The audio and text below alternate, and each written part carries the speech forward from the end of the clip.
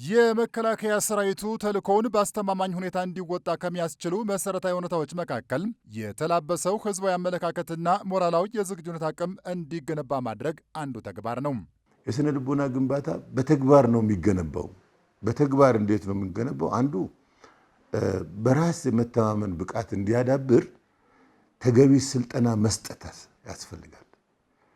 ለምሳሌ በመሳሪያው ላይ የሚተማመን ተኩሶ የሚመታ ጥሩ ስልት ያለው ስልትን የተማረ ጥሩ የአካል ብቃት ያለው በራሱ የሚተማመን የእችላለሁ መንፈስን የሚያዳብር እና ያዳብር እንዲሆን በተግባር የሚሰጡ ስልጠናዎችን በመስጠት የዚህን ስነ ልቦና ግንባታ በተግባር የመገንባት ጉዳይ ነው። ይህንን ተልዕኮ አንግቦ እየሰራ በሚገኘው በመከላከያ ሚዲያና ኮሚኒኬሽን ማዕከልም ሞራላዊ ዝግጁነቱ የተሟላ በሀገር ፍቅርና በጥብቅ ዲሲፕሊን ታንጾም ህገ መንግስታዊ ተልዕኮውን በላቀ ብቃትና ጀግንነት መፈጸም የሚችል የመከላከያ ሰራዊት ለመገንባት በርካታ ውጤታማ ስራዎች እየተከናወኑ ይገኛል። ከማሰልጠኛ የሚመጣ ኃይልን ወደ ክፍላችን ስናስገባ የክፍላችን ሞቶ እናሳውቀዋለን። የክፍላችን ጀግንነት ውሎ እናሳውቀዋለን። እንዴት በጋራ ሆነን እየተዋጋን እንዳሸነፍን እንነግረዋለን። በዚህ አድርገን እንገነባዋለን። ብቃት ስንል በስልጠና ነው የሚመጣው። መሪዎች ራሳቸው በየደረጃ ያለን መሪ በዚህ ጉዳይ ላይ እኛ ራሳችን የመምራት ብቃት ኖሮን መምራት እንድንችል ይሄ የምንገነባው ኃይል በእኛ እንዲተማመን ያደርጋል ማለት ነው። የመከላከያ ሚዲያና ኮሚኒኬሽን ማዕከል በ2018 በጀት ዓመት በእቅድ ከያዛቸው ስራዎች መካከል በሁሉም የመከላከያ ሰራዊት ክፍሎች ውስጥ የሚገኙ የሚዲያና ኮሚኒኬሽን አመራርና ባለሙያዎችን ክህሎት ለማዳበርና የመከላከያ ሰራዊቱን ስነልቦናዊና ሞራላዊ አቅም የሚገነቡ ሙያዊ ስልጠናዎች እየሰጠ መሆኑን የመከላከያ ሚዲያና ኮሚኒኬሽን ማዕከል ኃላፊ ሜጀር ጀነራል እንዳልካቸው ወልደ ኪዳን አስታውቀዋል።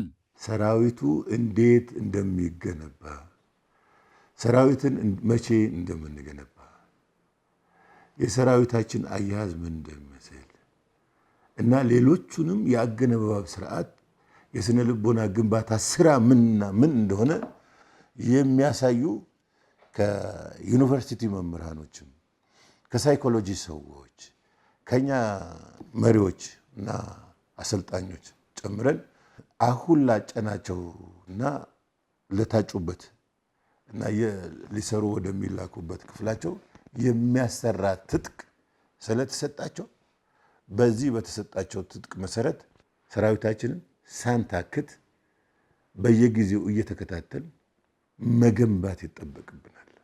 ሙያዊ ስልጠናዎቹ የሙያተኞችን አቅም በማሳደግ በኩል የማይተካ ሚና እንደሚጫወቱ የገለጹት ሜጀር ጀነራል እንዳልካቸው ወልደ ኪዳን እያንዳንዱ የሚዲያና ኮሚኒኬሽን ባለሙያ በስልጠና ቆይታው የቀሰመውን እውቀት ወደ ተግባር መቀየር እንደሚጠበቅበትም ገልጸዋል።